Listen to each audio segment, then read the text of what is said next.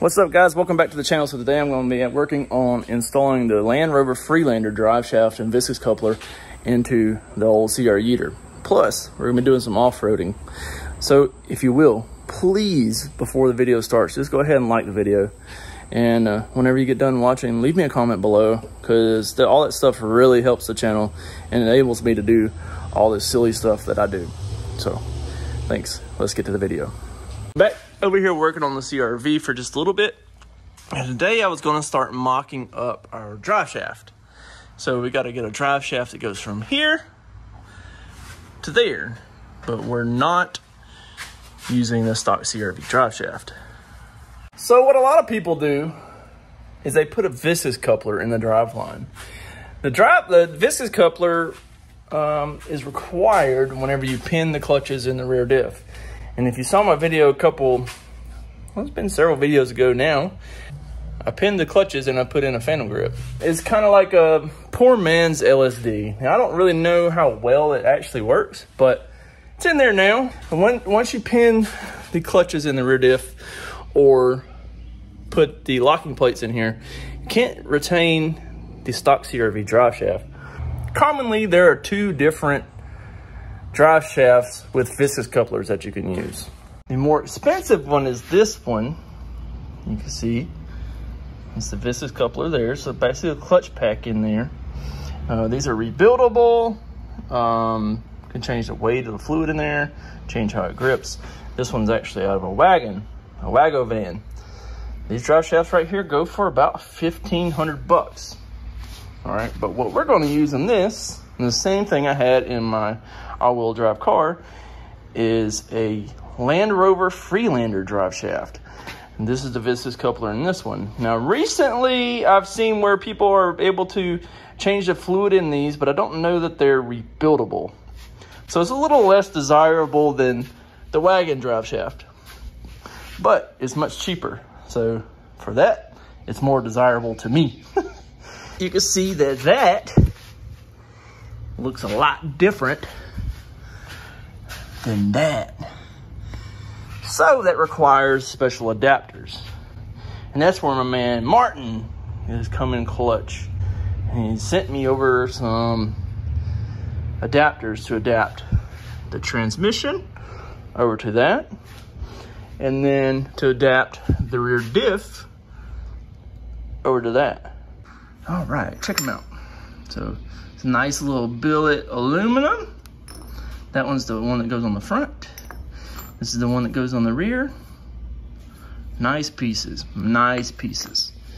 And it came with all the hardware to mount it up. Now this is enough hardware to do two, so don't be overwhelmed by the amount of hardware.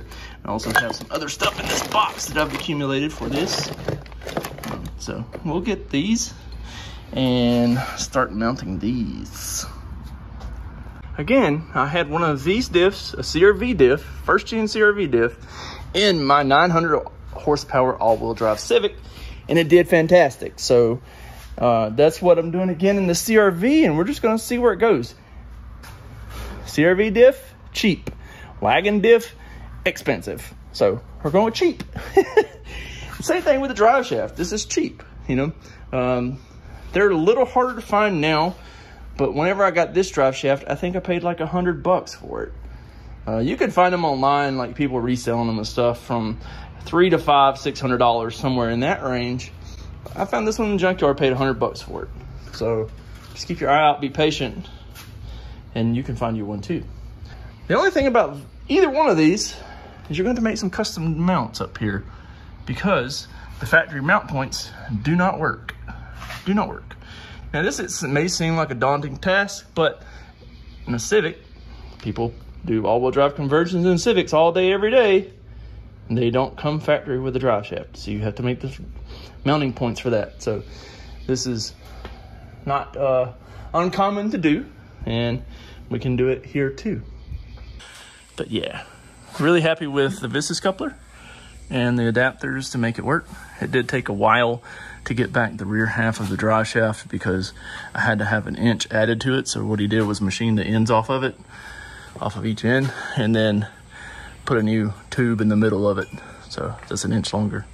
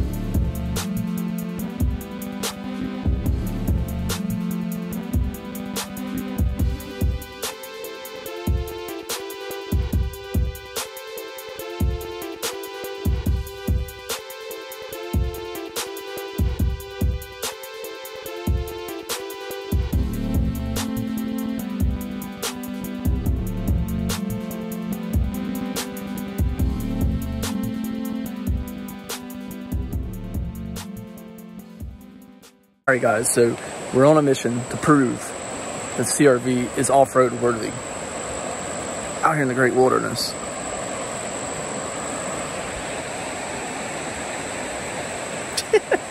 It's a date, right? Oh, okay, it's fun. It's fun. It's a fun date. Hey, don't get your white shirt on the CRV. It'll get dirty. So, yeah, she's a little dirty. Been doing fine. Got some creaks in the front end, but I guess that's normal, right? Huh?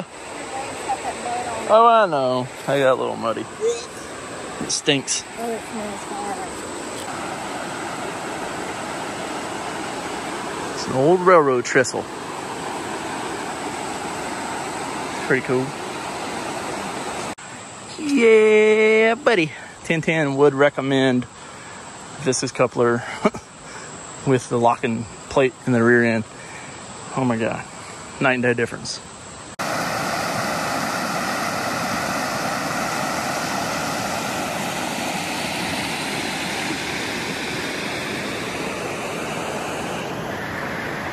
Oh, it's a wild species of redhead Irish American here.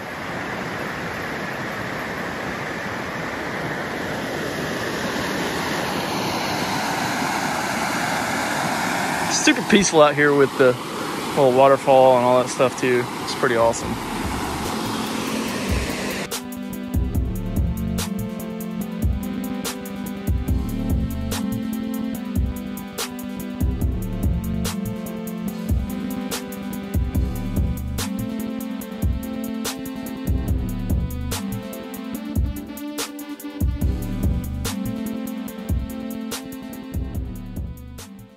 All right, so I came off this little face here and my wheel hit that damn tree and it bent the lower control arm and lost an axle. Shit.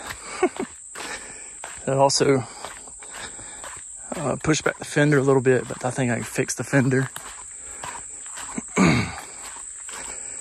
It's mainly the lower control arm and the axle though. You see how it's got it pushed back. All right, so I just went and got parts. Got my light, got the wife, got Nolan, my brother-in-law. He saved the day. Heck yeah, appreciate Nolan. Now we're gonna get this shit swapped out, get the parts over here. Let's do it.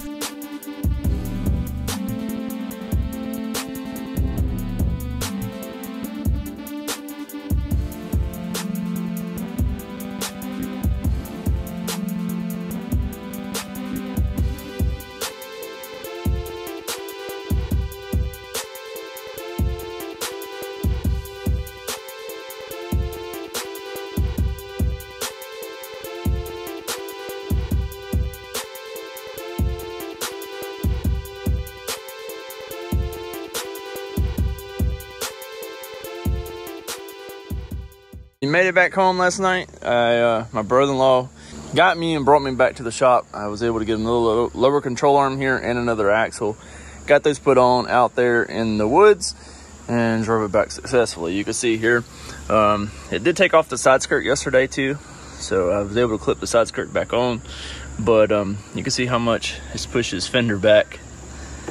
So I gotta hook a strap to it after a while and pull it back forward to get all this back straight. But that's a pretty minimal damage considering the totality of the circumstances. Just the lower control arm off of it. You can see there where it's, so yeah, screwed it up pretty good. All right, so this is a couple days after our little weekend escapade that you saw just a minute ago. I was just going to show you guys that everything is holding up just swell under here. It's all dirty now. This nice drive shaft was painted freshly black, but you can see now it's pretty dirty. My mounts held up. They're not the most pretty mounts that you've ever seen, but they did work. I did bend this carrier bearing just a little bit. It knocked it back when I went off that cliff that messed up my lower control arm, because it was like a 2-foot drop off. So I mean, literally the front dropped 2 foot and the carrier bearing right here caught and pushed it back just a little bit. So I knocked it back forward, no problem there. This one right here, I did tear the other day while I was installing it. So I am gonna get some BMW carrier bearings and put on here, and they'll be all fresh. But yeah, no complaints as far as the Viscous coupler goes. It worked wonderfully. The adapters held up, no problem whatsoever. And so did the drive shaft. So yeah, if you're interested in a set of these adapters, check out the link in the description and let Martin know that the Honda Resource sent you for some adapters. Good stuff, and definitely would recommend. So yeah, everything held up under here. Crazy enough, my exhaust did not get ripped off in all those crazy escapades that I did over the weekend. So I don't mean, it didn't even like scratch it or make a dent in it, nothing. I mean, not even the resonator. Like, I mean, I just don't understand. So I think the exhaust is going to be fine, guys. I think the exhaust is going to be just fine, and I don't think anybody should worry about the exhaust because it's fine, really. It's really fine. The Viscous coupler, though, I do wish it was up a little bit higher, but just unfortunately because of the way the tunnel is made under here, I mean, I could probably cut this out and make it to where it would recess up in here a little bit further, and I may do that one day. It would just have to be, you know, notched here and here and weld in some plate, and then this kind of over here, probably do cut this whole piece here and notch it, you know, and plate it to where it still has strength. And then that would allow that to recess up in there. And then obviously we're not as concerned with this area because we can still recess into here and weld something in there to where this Viscous coupler will sit a little bit higher, because you can see it does sit kind of low. I mean, the CRV is lifted, so I'm not as concerned about it, but if it becomes an issue to where I continue bending stuff here, I will eventually raise it, because we do have a pretty good gap in here to where this could be raised. But for right now, this is working. I mean, this is not obviously not the most beautiful welds that anyone's ever seen, because I did a poor job of prepping the surface, and yeah, it's just terrible. They are sticking though, I mean, obviously, because I did a lot of crazy shenanigans over the weekend, and they didn't break. So it's just a piece of flat metal here that I just bent, welded up here, if you want to call it that, and then bolted it into the original bolt holes here and over here. So kind of the same deal there. I just made a bracket, made my exhaust hanger here. Then up here, it already had some holes, I believe, yeah, like that. But I just was able to put a nut through up here, and then put the nut on the back side of that one, and then I just welded a piece of flat bar across the tunnel there. And I've had several people ask me why I didn't center in the tunnel there. It's because mine is K-series, and on the K-series, the transfer case is on the driver's side, as opposed to a B-series, the transfer case would be more on the passenger side. So with the passenger side alignment, it would be more centered in that tunnel as opposed to mine being on the driver's side. And I was more or less trying to align my transfer case with the rear diff. So yeah, we got the lower control arm switched back out, got another axle in there, and just crazy because the axle that was in here was a week old. I had just bought it at O'Reilly's. So this one came out of another, this is a second gen CRV axle. This one over here is a first gen CRV axle from the passenger side. And just swap the inner cup, put a K-Series cup on there. And it keeps eating the damn boots for some reason. I've already replaced this boot once, but I put used boots on it and it's breaking them. So maybe I just need to buy a new boot and put it on there. But otherwise, the axle on this side does fine.